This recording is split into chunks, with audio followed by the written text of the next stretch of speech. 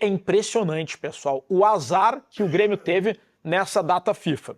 O Grêmio informou há pouco oficialmente como será a logística para trazer o trio Soteldo, Aravena e Vila Sante, a tempo de eles jogarem contra o Juventude, pois nessa viagem haverá um fisioterapeuta acompanhando os três atletas. O Vila Sante, ele vai da Bolívia para o Paraguai, mas ele vai ser titular, ele era reserva, e vai ser titular porque o Andrés Cubas tomou o segundo cartão amarelo. O Aravena, que não era nem chamado para a seleção do Chile, de uma hora para outra virou titular absoluto. O Grêmio vai buscar ele em Santiago.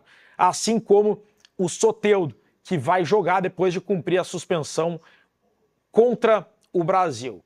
E aí eu pergunto para vocês, Aravena, Soteldo e Vila Sante, eles devem ser titulares na terça-feira. Viajarão a madrugada inteira no avião do Celso Rigo. Jogarão na terça-feira, viajarão a madrugada inteira no voo do Celso Rigo. Chegarão na quarta-feira de manhã, dia do jogo. Depois de terem atuado 90 minutos, ou perto disso, terem passado por uma viagem desgastante, o Grêmio tem que colocar os três em campo porque são os melhores, ou tem que deixá-los no banco e priorizar os reservas que não são tão bons, mas que estarão com boa condição física. E aí, pessoal? Essa relação, eu usei, até fiz um vídeo no meu canal do YouTube hoje pela manhã falando do aleatório, né? O aleatório, de alguma maneira, escalou o Grêmio, né? Ou vai escalar o Grêmio.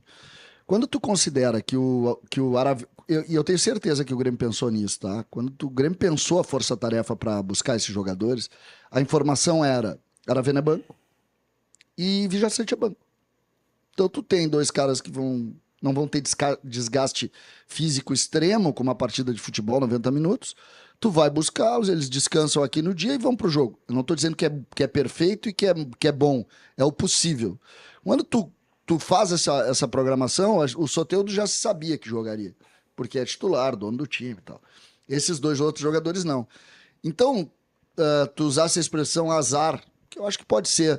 O aleatório vai escala o Grêmio a partir daí. Porque tu imagina tu ter dois jogadores jogando, esse jogo do Aravena e do Soteldo, ele começa 22 horas antes do começo do jogo do Grêmio. 22 horas antes. O jogo dele, Vaguinho, é às 9 horas da noite. O jogo do Grêmio é às 7 horas da noite. Então imagina só o que isso representa. O Grêmio vai ter que mudar. Eu acredito até que, às vezes, e aí essa sorte ou azar, ela só se dá, a gente só descobre isso depois do fato, né? Sorte e azar é uma coisa muito relativa. Talvez o Grêmio monte, em razão disso, um time mais defensivo, porque não tem mais opção. Para ganhar do Juventude, o Grêmio não tem mais defensivo. O Grêmio não tem opção de ataque, Vaguinho. O Grêmio não tem opção de ataque. A opção de ataque que o Grêmio tem é que o Renato disse que não iria escalar, que seria Monsalve e Cristaldo juntos.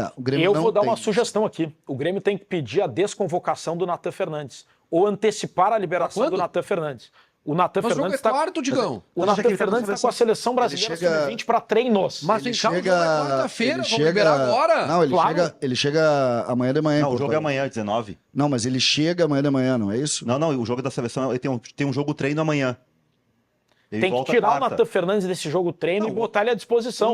Mas o Natan Fernandes não é o melhor ponto. Não interessa, o Grêmio não vai ter pontas em condições. Vai ter o Pavon voltando após um longo tempo parado e mais ninguém. O Grêmio, que foi o motivo do assunto. O Grêmio hoje está escalado, em razão desse episódio aí, dessa mudança. Me dá o time.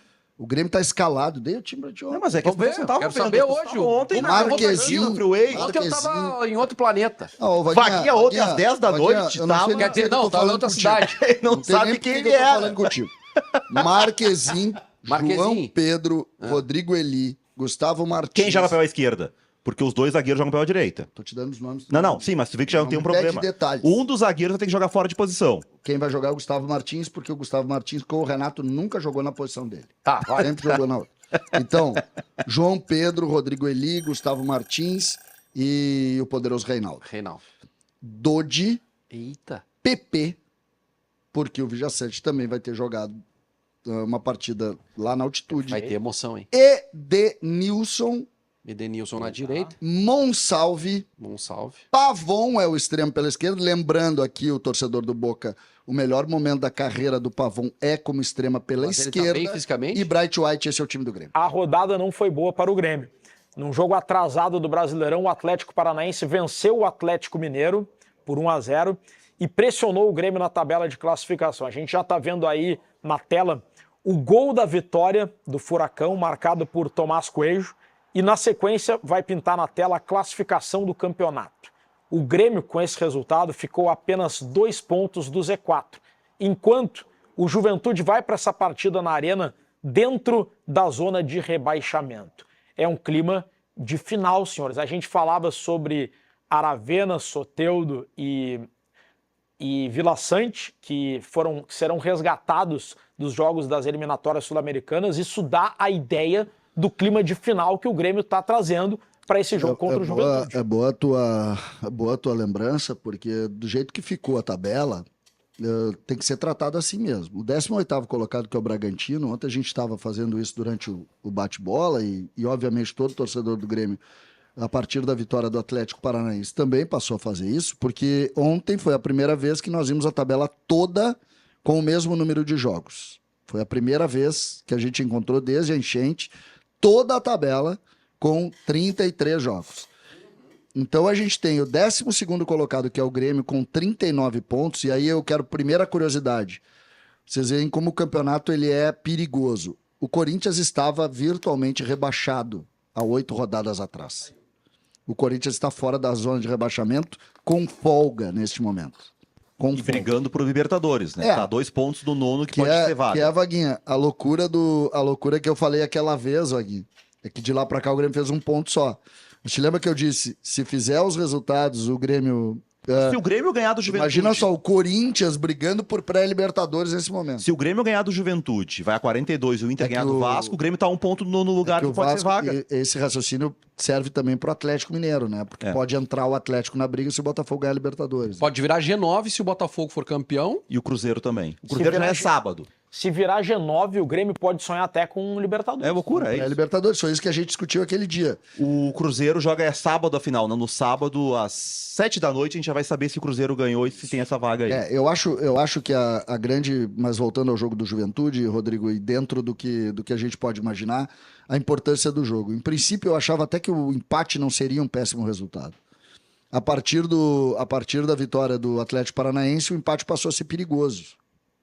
Com a possibilidade de ter G9, o Grêmio ganhando do Juventude pode até sonhar com a Libertadores da América. Mais ou menos fica isso. Confortável em termos de rebaixamento. Se empata ou perde, o Grêmio vai para 4 jogos dramáticos contra São Paulo, Cruzeiro, Vitória e Corinthians. Se perder o jogo, tem 1 ponto aí da tabela. O Grêmio não tem nenhuma chance de entrar na zona do rebaixamento nessa rodada. Nenhuma chance, porque Criciúma e Vitória se enfrentam. Né? Então não tem nenhuma chance. Agora, o Grêmio está a 1 vitória, ou no caso 1 derrota, de um time que está na zona do rebaixamento. Se o Juventude vencer o Grêmio, o Juventude passa o Grêmio. E isso é que chama atenção e isso que preocupa. Então, é um campeonato diferente, é um campeonato difícil, é um campeonato que o Grêmio se meteu, né? Porque se a gente olhar do Bahia para baixo, o próprio Bahia, que em determinado momento fez campanha para voar, né? Vai brigar lá em cima e tal. O Bahia tá ali em 8º numa campanha comum, né? Então é um campeonato muito complexo e o Grêmio precisa muito encarar como decisão o jogo contra o Juventude.